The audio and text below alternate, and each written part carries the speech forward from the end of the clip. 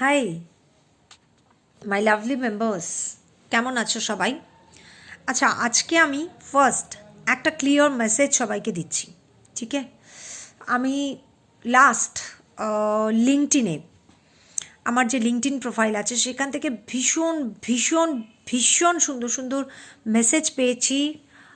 YONO, মানে মোটিভেশনটাকে এগিয়ে নিয়ে যাওয়ার জন্য যে যে মোটিভেশন সেটা পেয়েছি। ওখানে আমার এক একটা পোস্টে 200-250 করে ভিউজ হচ্ছে। আমি আজকে লিঙ্কডইন মেম্বার্সদের জন্য স্পেশালি একটা স্পিচ রেডি করেছি, কারণ ওখানে না বেশিরভাগই মানে বিজনেস কমিউনিটির পিপলরা রয়েছে। কারণ আমি নিজে একজন এইচআর কনসালট্যান্ট, তোমরা সবাই জানো লাস্ট 6 ইয়ার্স 7 ইয়ার্স আমি এইচআর কনসালট্যান্ট। তো ওখানে অনেকে অনেকে রয়েছেন যারা বাংলা বোঝেন না, ঠিক আছে? তো ওটা আমার একটা প্রফেশনাল নেটওয়ার্ক। তো ওখানে আমি যখন বাংলায় পোস্ট করছি তো এরকম অনেকেই আমাকে লিখে পাঠাচ্ছেন যে অনেকে বাংলা বুঝতে পারছেন না।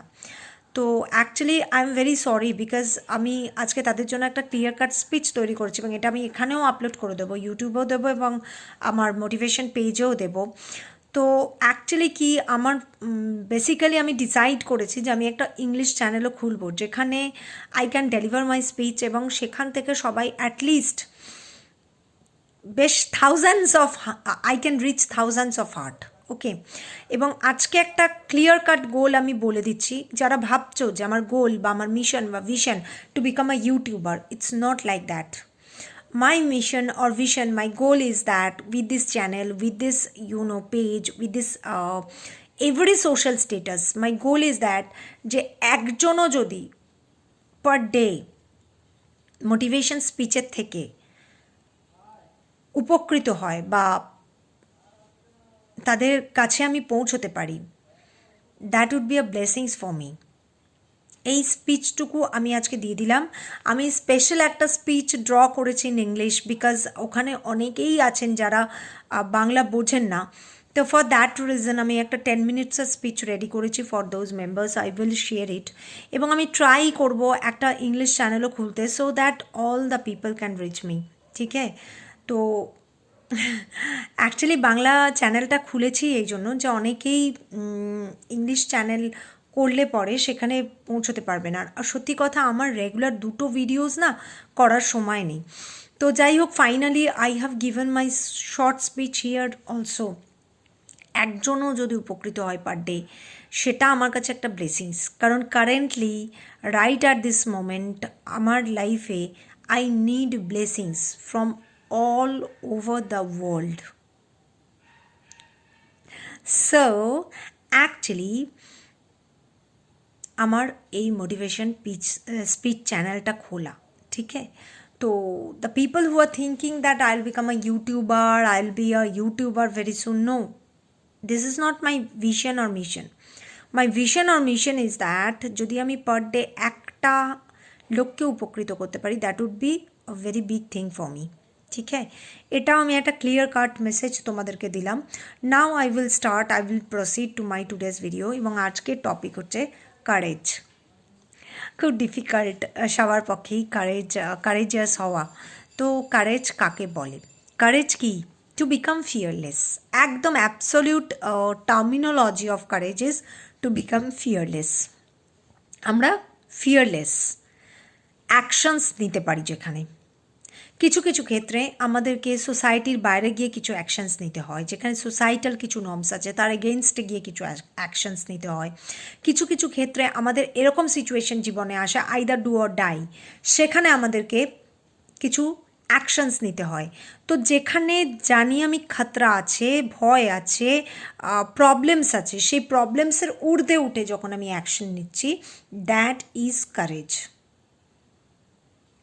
Taking actions, crossing the fear of problems. This may be some societal problems, maybe some sort of personal problem, maybe any sort of problem. আমি জানি যে ওখানে আমার ভয় আছে। জীবনে এরকম কিছু সিচুয়েশন অনেকেরই আসে, আমারও বহুবার এসছে এবং আসবেও হয়তো, যে ডু অর ডাই, কিছু একটা করতে হবে, তো এই যে সিচুয়েশনটা, এই যে ফিয়ারলেস অ্যাকশন, তখন আমাদের অ্যাকশন হয়ে যায় ফিয়ারলেস। যখন ডু অর ডাই সিচুয়েশন চলে আসে লাইফে, then our action is fearless action. তো এই যে becoming fearless and taking actions, এটাকেই বলা হয় কারেজ। তুমি এটা তুমি একটা খাদের কিনারায় এসে দাঁড়িয়েছো, সামনে সিংহ তেড়ে আসছে, তোমার কাছে দুটো অপশান, আইদার তুমি খাদে জাম্প করো অথবা তুমি সিংহের সাথে ফাইট করে মানে জীবিত হও। তো তখন তোমার অ্যাকশানস কী হবে? আমাকে জিজ্ঞেস করলে আমি বলবো to fight with the lion and then চলো।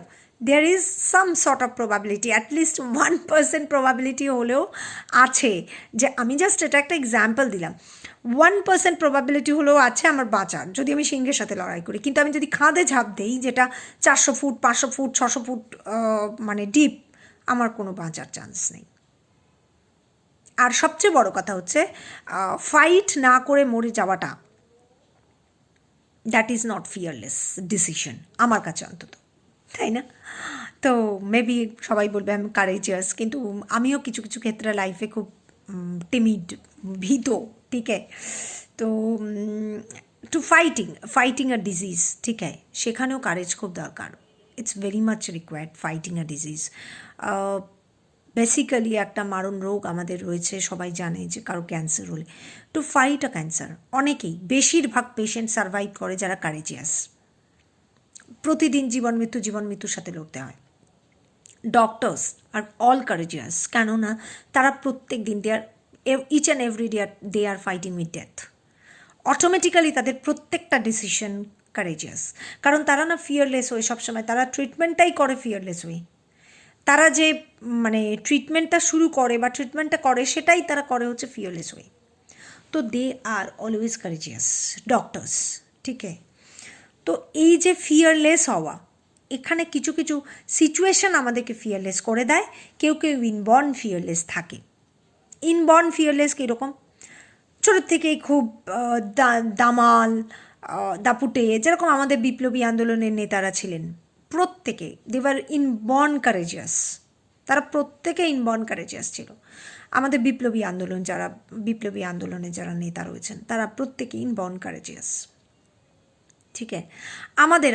আমাদের যদি আমরা নোটিস করি, মানে আমাদের ডে টু ডে লাইফেও আমরা অনেককে মিট করি যারা ইনবর্ন কারেজিয়াস। তাদের যে কোনো ডিসিশনই তারা সিচুয়েশনের ওপর ডিপেন্ড করে না, they always take the courageous decision, কারণ ফিয়ারলেস ডিসিশন।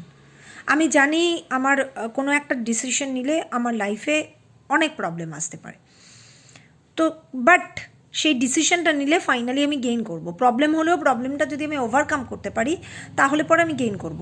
তো দ্যাট ডিসিশন যদি আমরা নেই, সেই প্রবলেমটাকে ওভারকাম করে গিয়ে মানে কোনো একটা কিছু অ্যাচিভ করা, তো সেই ডিসিশনটা হচ্ছে কারেজিয়াস ডিসিশন। প্রবলেম ওভারকাম করে কিছু ভালো পাওয়ার জন্য কিছু স্যাক্রিফাইস করা, যেই স্যাক্রিফাইসটা হয়তো অনেক বড়, কিন্তু that will give you a better life, a better opportunity, কিন্তু তোমাকে স্যাক্রিফাইস করতে হচ্ছে কিছু বড় জিনিস, সেই ডিসিশনটাই হচ্ছে কারেজিয়াস ডিসিশন। এবং যারা ইনবর্ন, তারা সবসময় কারেজিয়াস ডিসিশনই নেবে। যেমন আমি এই মুহূর্তে বললাম, এই যে সিংহের এক্সাম্পলটা, যে সিংহ তোমার দিকে তেড়ে আসছে, you have two options, either fight with the lion or jump to the ওই 600 ফিট খাদে লাফ দিয়ে পড়ে যাও। তুমি কি করবে? আমি তো সিংহের দিকে তেড়ে যাব, যদিও সেখানেও আমার বাঁচার সম্ভাবনা কম, কিন্তু still fighting before death is good, that's courage. Fight before death. মৃত্যু তো আসতেই পারে যে কোনো সময়, যে কোনো মোমেন্টে। আমি আজকে রাস্তা পার হচ্ছি, গাড়ি চেপা পড়ে মরে যেতে পারি, but fighting before death is courage. বা এরকম কোনো একটা মানে কি বলবো, একটা আনউইলিং সিচুয়েশন, যেই সিচুয়েশানটা তুমি চাও না। আমি এক্ষুনি একটা এক্সাম্পল দেবো, একটা গল্প বলবো ছোটো।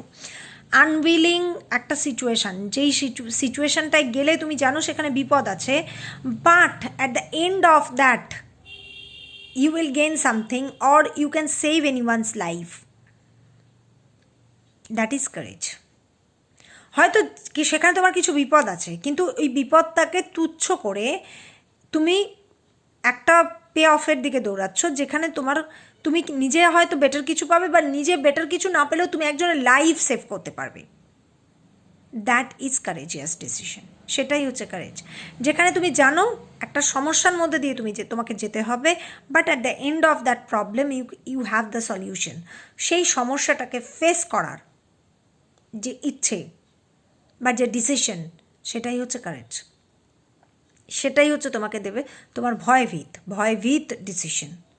জীবনে প্রচুর মোমেন্টস আছে, প্রচুর সিচুয়েশানস আছে যেখানে তোমাকে নিতে হবে কিছু ভয়হীন ডিসিশন। ভয় পেয়ে ডিসিশন নিলে সেখানে হবে না। সেই ডিসিশনগুলোই কারেজিয়াস ডিসিশন। একটা গল্প বলছি। একজন ফাদার একটা রাস্তা দিয়ে যাচ্ছিল, একটা ঝোপের পাশে সে শুনতে পাচ্ছে একজন মহিলা খুব চিৎকার করছে, মানে মহিলাকে কেউ অ্যাটাক করেছে, সে খুব চিৎকার করছে। তো তখন সে মানে দাঁড়িয়ে দাঁড়িয়ে বাবা ভাবছে যে আমি কি ওখানে যাব, মানে গেলে তো একটা পুলিশ কেস, কি হচ্ছে জানা নেই। কিন্তু মানে তাকে দোনামোনায় পড়েছে।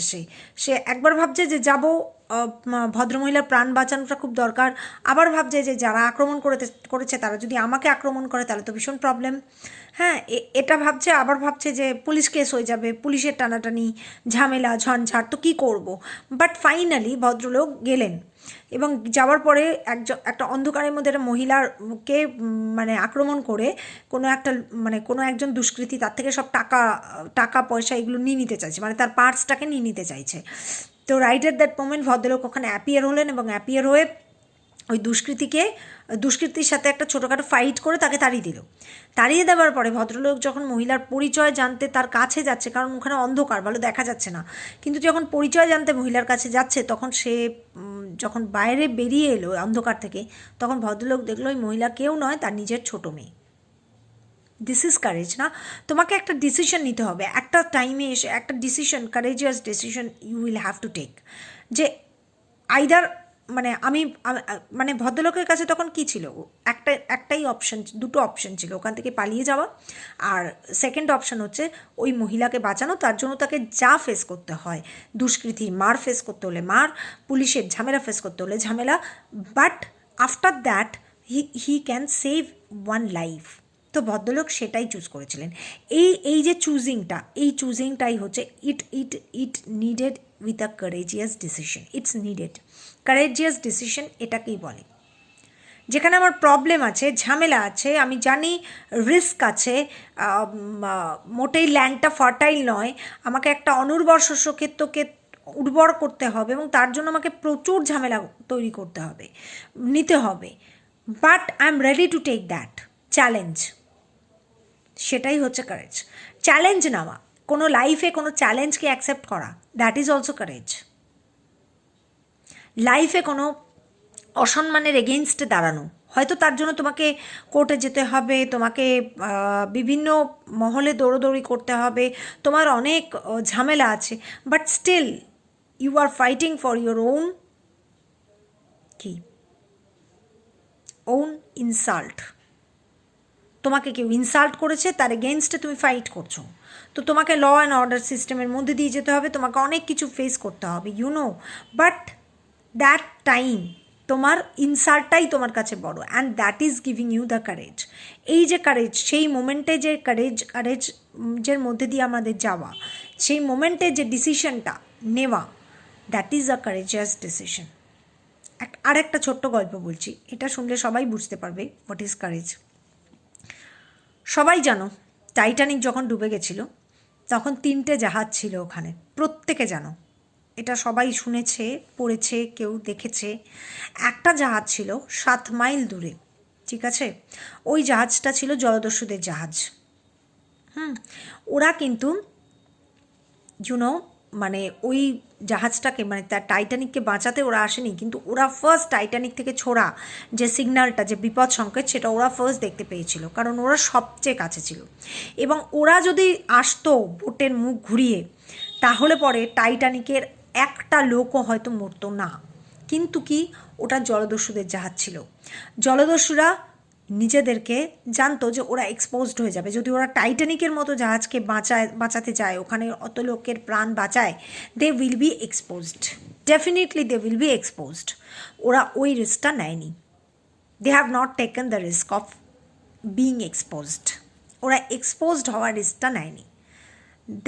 ওরা বোটের মুখ ঘুরিয়ে চলে গিয়েছিল, পিছু হটেছিল।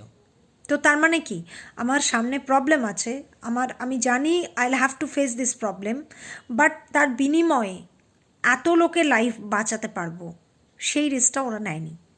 সেই ব্রেভনেসটা, সেই ব্রেভারিটা বা সেই শিভালরিটা ওদের মধ্যে ছিল না। ঠিক হ্যাঁ, তার 14 মাইল দূরে, মানে 7 মাইল, এটা 14 মাইল দূরে আরেকটা জাহাজ ছিল, তারাও ওই বিপদ সংকেত দেখতে পেয়েছিল। কিন্তু তারা কেন আসেনি? তাদের চারিদিকে বরফের ছোট ছোট ছোট ছোট স্তূপ দিয়ে তারা ঘেরাও হয়েছিল, এবং রাত্রির ওই অন্ধকারে তাদের জাহাজটাকে তারা ওখানে দাঁড় করিয়ে রেখেছিল, কারণ রাত্রির অন্ধকারে ওরা চলতেও পারছিল না, মানে ওই বরফের স্তূপগুলোকে পার করে ওরা চলতেও পারছিল না। They were waiting for the sunshine. কিন্তু ওরা যখন দেখলো যে একটা বিপদ সংকেত ছোড়া হচ্ছে, তখন নিশ্চয়ই ওরা বুঝেছিল যে জাহাজ বিপদে পড়ে সংকেত ছুঁড়েছে। কিন্তু ওরা they were waiting for the sunshine, কারণ ওরা ভেবেছিল যে সামনে তো বিপদ, অবভিয়াসলি ওই বরফের ছোট ছোট ছোট ছোট স্তূপ কাটিয়ে যেতে হলে ওদের জাহাজও প্রবলেমে পড়বে। ঠিক যেই কারণে টাইটানিক ডুবেছিল, ছোট মানে ভাসমান একটা সমুদ্রের তলায় ভাসমান একটা বিরাট বরফের স্তূপের সাথেও ধাক্কা লেগেছিল। তো ওরা কিন্তু সেই জন্য এগোয়নি, they were waiting for the sunshine. এবং যখন সানশাইন হলো তখন টাইটানিকের কেউ আর বেঁচে নেই। কিন্তু 54 মাইল দূরে একটা জাহাজ ছিল, 54 miles away, and they were also facing the same problem. কিন্তু সেই জাহাজের যে ক্যাপ্টেন, সে কিন্তু আমাদের সবার কাছে আজকের যুগেও হিরো, কারণ সে ওই বিপদ সংকেত দেখে কোনো কিছু তোয়াক্কা না করে তার জাহাজের মুখ ঘুরিয়ে টাইটানিকে গিয়েছিল, এবং টাইটানিকের বহু মানুষকে ওই জাহাজটা উদ্ধার করেছিল। That is courage, right decision at the right moment. তার মধ্যে প্রচুর ট্রাভেলস থাকতে পারে, প্রচুর প্রবলেমস থাকতে পারে, প্রচুর রিস্ক থাকতে পারে, বাট অ্যাট দ্য এন্ড আমার নিজের কিছু পাওয়া নাও থাকতে পারে, কিন্তু it's a societal gain. Society gain করবে বা বহু মানুষের প্রাণ বাঁচবে। That is courage. Risk, problem, ভয়, খতরা সব কিছুকে বিসর্জন দিয়ে এগিয়ে যাওয়া এমন একটা উদ্দেশ্যে যেটাতে বহু মানুষের উদ্দেশ্য সাধন হবে, বহু নিজেরও কিছু গেইন হতে পারে কখনো, বা নিজের গেইন না হলেও সোসাইটাল গেইন হবে। সে সাপোজ অনেকে, এই যে অনেকের ক্ষেত্রে এই যে রিলেশনশিপে বিভিন্ন প্রবলেম হয়, তো তোমাদেরকে কারেজিয়াস অনেকে দিনের পর দিন মানে কি বলবো, ইমোশনালি টর্চার্ড হয়ে আসে। তাদের মধ্যে সেই কারেজটাই ডেভেলপ করে না, সেই কারেজটা ডেভেলপ করে না যে তার পার্টনারের এগেনস্টে কোনো স্টেপ নেওয়ার। তার কারণ কি জানো? এই যে কারেজটা, এটা কি সোসাইটির বিরুদ্ধে যাওয়া। তো পার্টনারের এগেনস্টে স্টেপ নেওয়া মানে কি, তাকে কোর্টে যেতে হবে, কোর্টে গিয়ে তাকে কোর্টের সামনে দাঁড়াতে হবে, তাকে বয়ান দিতে হবে, তার অনেক ঝামেলা, কোর্ট কেস 5 বছর 10 বছর আরামসে চলতে পারে, তাতে তার প্রচুর ট্রাবলস, প্রচুর ইয়ে। বাট সেই জায়গাটা সে যেতে পারে না, মানে পারে না কেন না? তার কারেজ নেই। বাট সেটা দরকার, কারণ এরকম লোক যারা দিনের পর দিন চিট করছে বা দিনের পর দিন একটা রিলেশনশিপে এনগেজ থেকে কোনো রকম লায়াবিলিটি নিচ্ছে না, কোনো তাদের এগেনস্টে এই স্টেপ নেওয়াটা খুব দরকার, প্রচণ্ড দরকার। কিন্তু অনেকেই এটা নিতে পারে না। আমাদের দেশের বহু মহিলা এই স্টেপগুলো নিতে পারেন না, just because of lack of courage. যদি একজনও না এই কারেজটা জুটিয়ে এই স্টেপগুলো নেয়, তাহলে কিন্তু এই সমাজের চেহারাটাই পাল্টে যায়। কারণ যখন আরেকজন সে অন্যায়টা করবে, তখন তার মধ্যে সেই ভীতি বোধটা তৈরি হবে যে না, এই অন্যায়টা করলে এই পানিশমেন্ট আমার হতে পারে। অনেক ভিকটিমস আছে যারা ভিকটিমাইজড, কিন্তু তারা মুখ খুলতে পারে না, just because of lack of courage. এই ইমোশনাল টর্চারের ক্ষেত্রে অনেক অনেক অনেক অনেক বহু উদাহরণ পাওয়া যাবে, যে মেয়েরা শ্বশুরবাড়িতে ইমোশনালি টর্চার্ড হচ্ছে, ফিজিক্যালি টর্চার্ড হচ্ছে, কিন্তু স্টিল তারা সেটাকে বছরের পর বছর, বছরের পর বছর, বছরের পর বছর বিয়ার করে চলছে, just because lack of courage, societal prestige. কিন্তু একবারও যদি তারা এই স্টেপটা নেয় ঘুরে দাঁড়িয়ে, তাহলে কিন্তু মানে পরবর্তী যে ছেলে এই ধরনের অপরাধ করবে, সে করার আগে দুবার ভাববে। তো এইটা হচ্ছে কারেজ, যেখানে তোমার ট্রাবল আছে, ট্রাবলের এগেনস্টে গিয়ে কোনো পে অফের জন্য যে ডিসিশন, সেটাই হচ্ছে কারেজ। ট্রাবলকে ভয় না পেয়ে, বিং ফিয়ারলেস। এই যে ক্যান্সার পেশেন্টরা যারা, অনেকে আছে ক্যান্সার হয়েছে শুনেই মরে যায় ভয়ে, হয়তো ক্যান্সার হয়েছে সে এমনি বাঁচতো আরও 3 মাস 4 মাস 5 মাস, কিন্তু সে ভয়ে, যে এই মুহূর্তে সে জানতে পারলো যে তার ক্যান্সার হয়েছে, সে ভয়ে কাবু হয়ে গেল এবং সে 5 দিনের মধ্যে মরে গেছে। এরকম কেসও প্রচুর আছে, সে ভয়েই মরে গেল। This is courage, being fearless in every state of mind, in every step of life is courage. Risk আছে অনেকে। আমি এরকম একজনকে জানি, একটা ছেলের কথা বলছি, সে আমার সাথে ফেসবুকে এখনও আছে, সে যদি দেখেও আমার কিছু করার নেই, কিন্তু স্টিল আমি তার মানে এখন যে ওয়াইফ, সে তাকে বহু বছর ধরে ইমোশনালি টর্চার করে আসছে। মানে ছেলেটি তার ওয়াইফকে খুবই ভালোবাসে, বাট তার ওয়াইফ ভীষণভাবে ইমোশনালি তাকে টর্চার করে, ইমোশনাল ব্ল্যাকমেইল, ইমোশনাল টর্চার, ইউমেসে। কিন্তু সে তার ওয়াইফের এগেনস্টে যেতে পারে না। তার কারণ হচ্ছে, কেন, সে আমাকে বারবারই বলেছে, ম্যাডাম আমি যেতে পারি না, কারণ হচ্ছে গিয়ে এই কোর্ট কাচারি মামলা মোকদ্দমা কে হজম করবে। This is courage. আমি ওকে অনেকবার বলেছি তুমি যেতে পারো, তুমি গিয়ে দেখো ও কিছু সলিউশন করা যায় কি না, but that guy has not that much of courage. তো ফিয়ারলেসনেস এটাও একটা পার্সোনালিটি ট্রেইট। কারণ এরকম সিচুয়েশন লাইফে আসতেই পারে, হয়তো ট্রান্সফার হয়েছে, চাকরি পেয়েছে প্রথম লাইফে, ঠিক আছে, কিন্তু তার ট্রান্সফার হচ্ছে একটা অজপাড়াগায়, তো সেখানে গিয়ে থাকবে কি করে, করবে কি করে, এগুলো ভেবে হয়তো সে চাকরিটা নিলই না। তো আলটিমেট লুজার কে হলো? সেই হলো। সে আবার চাকরি কবে পাবে তার কোনো ঠিক নেই। বাট সে যদি একটু কারেজিয়াস হয়ে ওইখানকার পোস্টিংটাই অ্যাকসেপ্ট করে নিত, তাহলে হয়তো 2 বছর বাদে he or she can get another posting in another place, যেটা হয়তো অনেক ডেভেলপড হতো। তো শর্ট টার্ম সাফারিংসের মধ্যে দিয়ে গিয়ে যদি লং টার্মে কোনো বেনিফিটস পাওয়া যায়, আমার মতে সেই ডিসিশনটাই নেওয়া বেটার। বা জীবনে ডু অর ডাই এরকম প্রচুর সিচুয়েশানস আসে, তাতে আমার মনে হয় এই জায়গাটা কমপ্লিটলি অ্যাকসেপ্ট করে নেওয়া উচিত, যে বেটার টু ফেসিং প্রবলেমকে ফেস করো, অটোমেটিক্যালি কারেজ এসে যাবে। আর একটা ছোট্ট গল্প বলে শেষ করছি। একটা লোক ভীষণ ভীতু ছিল, এই যে ফেস করাটা, এটাই একটা গল্প বলে শেষ করছি, তাহলে কারেজ একদম ক্লিয়ার হয়ে যাবে। একটা লোক ছিল যে সত্যিকারের ভীষণই মানে টিমিড টাইপের ছিল, মানে একদমই নন কারেজিয়াস। তো সে একজন টিচারের কাছে গেল, বুদ্ধিস্ট টিচার, মনাস্ট্রিতে উনি বুদ্ধিস্ট। তো তার কাছে গেল, গিয়ে বলল যে আমাকে আপনি প্লিজ, আপনার কাছে আমি পায়ে পড়ছি, আপনি আমাকে কারেজিয়াস কী করে হব সেই ট্রেনিং দিন। ঠিক আছে, লোকটি গিয়ে বারবার করে বুদ্ধিস্টকে বলতে লাগলো। তো তখন বুদ্ধিস্ট তাকে বলল, ওই মনাস্ট্রির যে বুদ্ধিস্ট যে ট্রেনার, সে বলল যে তুমি একটা কাজ করো, আমি তোমাকে একটাই শর্তে কারেজ শেখাবো, শেখাবো হাউ টু বি কারেজিয়াস। সেটা শেখাবো একটাই শর্তে, যদি তুমি প্রত্যেকটি মানুষের কাছে গিয়ে 1 মাস ধরে তুমি যাদেরকে মিট করবে প্রত্যেকের কাছে গিয়ে তুমি তাদের চোখের দিকে তাকিয়ে বলতে পারো যে আমি ভীষণ ভীতু, ঠিক আছে? তো লোকটার প্রথম ভীষণ ভয় পেতে লাগলো। না, আমি ভীষণ সাহসী, এটা তুমি যদি বলতে পারো তাহলেই আমি তোমাকে শেখাবো, ভীতু না। লোকটার প্রথম দিকে খুব ভয় লাগতো, যাকেই দেখতো তার সামনে গিয়ে দাঁড়ানো, ওটাই তো ওর কাছে একটা ভয়ঙ্কর ভয়ের ব্যাপার, কারণ ও তো ভীষণ ভীতু।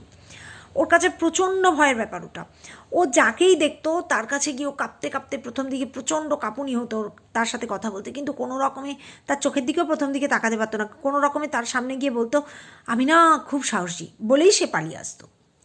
এরকম করতে করতে যত দিন যেতে লাগলো, ধীরে ধীরে ধীরে ধীরে ধীরে ধীরে না ও দেখলো যে ওর মধ্যে ভয় কেটে যাচ্ছে। ও লাস্টের দিকে, যে লাস্টের যে 4-5 দিন ও প্রত্যেকের চোখের দিকে তাকিয়ে গিয়ে তাদেরকে বলতো আমি না খুব সাহসী, বলেও চলে আসতো। তো মানে এরকমভাবে ও নিজেই আফটার 30 days লেটার ও যখন সেই বুদ্ধিস্ট টিচারের কাছে গেল, তখন মঙ্ক টিচারের কাছে গেল, তখন সেই মঙ্ক ওকে বললো, তখন ও গিয়ে বলল thank you for giving me that lesson, আমার এখন আর ভয় করে না, আমি অলরেডি কারেজিয়াস হয়ে গেছি। তো তখন বুদ্ধিস্ট মঙ্ক ওকে বলল যে আমি তোমাকে এই জন্যই বলেছিলাম যে আমরা সবসময় ভীতু সিচুয়েশনের মধ্যে দিয়ে ডিল করি। ভীতু হওয়াটাও একটা প্র্যাকটিসের ব্যাপার। আমরা প্রত্যেকটা ডিসিশন ছোটোবেলার থেকেই কারেজিয়াস নিতে পারি না, ফলে আমরা ওই ভীতু থেকে থেকে থেকে থেকে আমাদের মধ্যে স্বভাবটাও এইভাবে ভীতু হয়ে যায়। দুটোই প্র্যাকটিসের ব্যাপার। এবার যখনই তোমাকে যখন আমি বললাম যে তুমি প্রত্যেকের চোখের দিকে তাকিয়ে এটা বলবে, দ্যাট মিনস এই 1 মাস ধরে তুমি সেটাকেই প্র্যাকটিস করে গেছো, যে প্রত্যেকের চোখের দিকে তাকিয়ে কথা বলা। তো সেই প্র্যাকটিসের জোরেই আজকে তুমি এসে আমাকে বলছো যে আমার আর কোনো ভয় নেই, আই হ্যাভ বিকাম কারেজিয়াস। তো কারেজিয়াস হওয়াটাও একটা প্র্যাকটিসের ব্যাপার। যত তুমি রিস্কি ডিসিশন লাইফে নেবে, তত তুমি ধীরে ধীরে ধীরে ধীরে কারেজিয়াস হতে থাকবে। যত রিস্কের থেকে তুমি পিছু হাঁটবে, তুমি ভয় পেয়ে পিছিয়ে যাবে, মানে যে ঠিক আছে না আমি আরেকটু সহ্য করি, আমি আরেকটু দেখি কি হয়, ফাইনালি এরকম করতে করতে, এটাও তো একটা প্র্যাকটিস যেটাকে তুমি রেগুলার বেসিসে করে আসছো। যে তুমি কোনো ডিসিশন নিতে গেলেই তুমি কমফোর্ট জোনে থাকতে চাইছো, এটাও কমফোর্ট জোনে থাকাটাও একটা প্র্যাকটিসের ব্যাপার। ঠিক আছে? এবার ওয়ান্স তুমি কমফোর্ট জোন থেকে বেরিয়ে গিয়ে কোনো ডিসকমফোর্ট জোনের মধ্যে দিয়ে যাচ্ছ এবং তুমি একটা ডিসিশন নিচ্ছ যেখানে তোমাকে ডিসকমফোর্ট জোনের মধ্যে দিয়ে যেতে হচ্ছে, তো ওই প্র্যাকটিসটাই it will make you courageous. Courageousness is just a practice. এটাই এটাই এটাই এই গল্পের মূল শিক্ষা, যে মানে ভয় পাওয়ার জন্য আবার কিছু কিছু সিচুয়েশন আসে যখন মানুষ অটোমেটিক কারেজিয়াস হয়ে যায়, তাকে ডিসিশন নিতেই হয় কারেজিয়াস ডিসিশন, এছাড়া আর কোনো অপশান তার কাছে খোলা থাকে না। সেই সমস্ত ডিসিশনগুলোর জন্য he or she have to be very much courageous. সেই ডিসিশন মানে সিচুয়েশনই তাকে কারেজিয়াস করে দেয়। আর তুমি যদি কারেজিয়াস হওয়ার প্র্যাকটিস করতে চাও, তাহলে তোমাকে লাইফে এমন কিছু ডিসিশন নিতে হবে যেখানে কনফ্লিক্টস আছে, যেখানে প্রবলেমস আছে, যেখানে ট্রাবলস আছে, যেখানে মানে পাথটা একদমই অমসৃণ। তুমি যত এই ধরনের ডিসিশন নিতে নিতে নিতে নিতে যাবে ভয় না পেয়ে, তত তোমার মধ্যে কারেজনেসটা বাড়বে, কারেজিয়াস অ্যাটিটিউডটা বাড়বে। এটা একদম টোটালি একটা প্র্যাকটিসের ব্যাপার। ঠিক আছে? ওয়ান টাইম বিং কারেজিয়াস এই ব্যাপারটা কিন্তু সিচুয়েশন সাংঘাতিক টাফ না হলে পরে হয় না। ঠিক আছে? তো দিস ইজ কারেজিয়াসনেস। এবং এই কারেজ ব্যাপারটা আশা করি প্রত্যেকের কাছে ক্লিয়ার হয়ে গেছে। তো I hope all of you will be courageous. কিছু ডিসিশন আমাদের লাইফে নিতে হয় যেগুলো আমরা জানি যে আমাদের লাইফ হয়তো খুব খারাপ অবস্থায় চলে যাবে, but after that phase you will get a good phase. তো আমার মতে সেই ধরনের ডিসিশনগুলোর দিকে প্রসিড করাটা বেটার। এবং এইটা যত তুমি প্র্যাকটিস করবে এই ধরনের ডিসিশন নেওয়া তত তুমি কারেজিয়াস হবে। It's very normal and very familiar to all of us. ঠিক আছে? এরপরে একদিন আলোচনা করব যে কিভাবে কারেজিয়াস হওয়া যায়, কি কি প্রসেস আছে। শুধু তো একটা প্র্যাকটিস দিয়ে হয় না, আরও কিছু প্রসেস আছে টু বিকাম কারেজিয়াস। তো সেই প্র্যাকটিসগুলো কিভাবে করলে পরে ধীরে ধীরে একটা মানুষের মধ্যে কারেজটা বৃদ্ধি পায়। So thank you for being a part of my family. Stay tuned with us. Thank you. Bye by.